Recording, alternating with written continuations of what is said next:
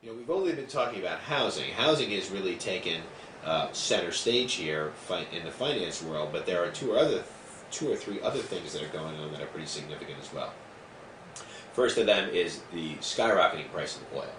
Oil controls everything we do.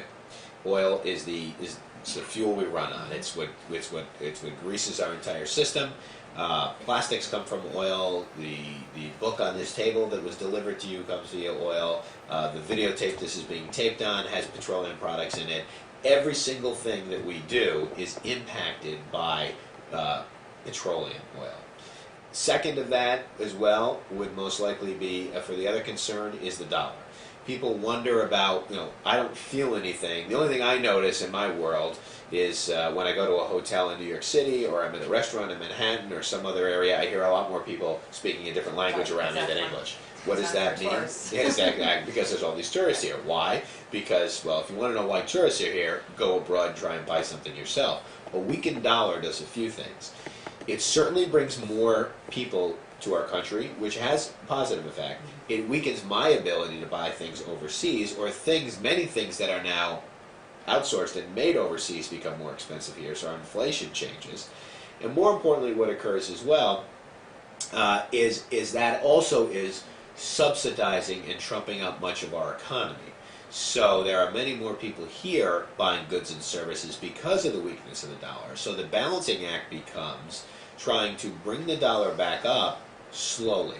Everything is better if it occurs slowly and methodically and sequentially in our economy. It's like driving. If you're driving and the car in front of you is maintaining a safe pace, and it's nice, it's a good pace, safe distance from you, and there's no one really to your side, or if they are, they're staying nice and steady. Everyone's staying in the lines and behaving themselves and following the rules of the road, slowing down when they should slow down, speeding up at the appropriate amount. Everything's fine.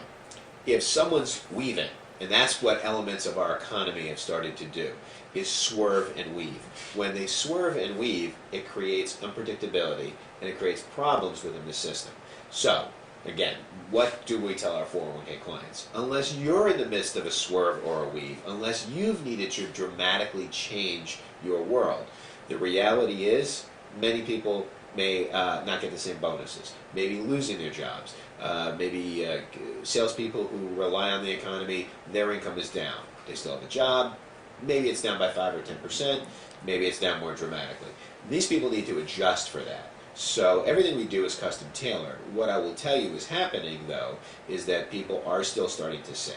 And that's at the core of this as well, is that the economy, our American economy, has had a negative savings rate for a while. We've spent more than we've earned. Where did that come from? That ATM on our houses. So it's all linked and tied together. But fixing and solving the problem becomes much more difficult.